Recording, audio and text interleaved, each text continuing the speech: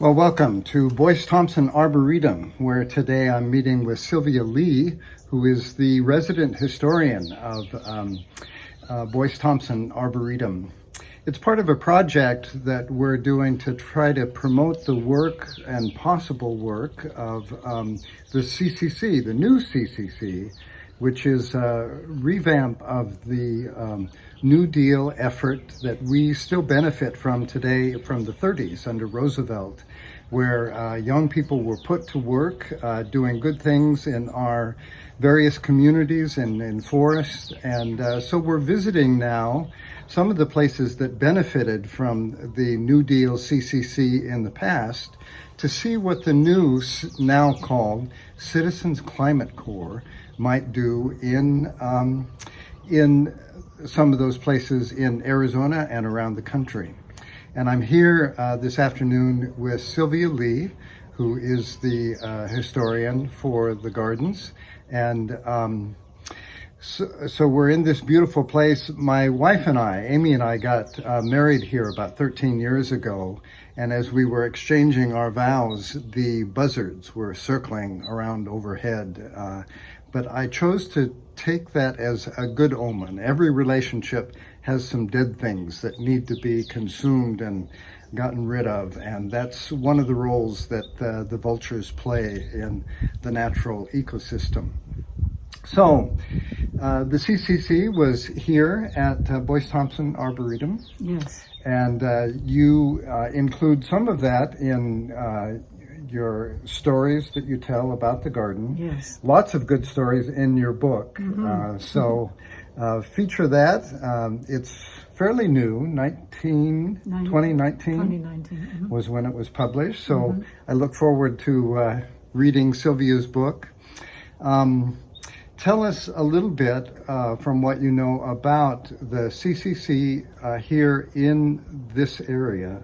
Where were they and what were they doing? The CCC camp was what they call a side camp from the camp at Globe. Those of you who are familiar with Globe know that to the south of there's a CCC picnic area. That was actually the main camp. Now the CCC over here were put here for erosion control.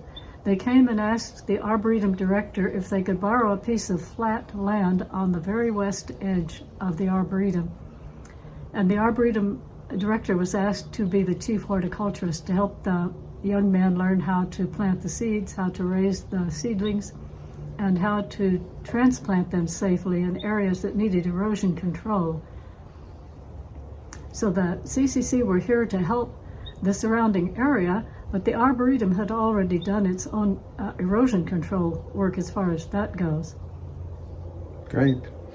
And so if you were to imagine, we've got a group of young people who have employment that we're looking for it, and they're looking for opportunities to serve, and they're looking for ways that they can benefit the natural world. How would you imagine we might put those young people to work in this place in the desert? What could we teach those young people, and those young people could teach us? Well, the gardeners and horticulturists might like to have some of those young people for the same purpose I served when I first started volunteering here, and I was a little more nimble than I am now. I actually helped with all kinds of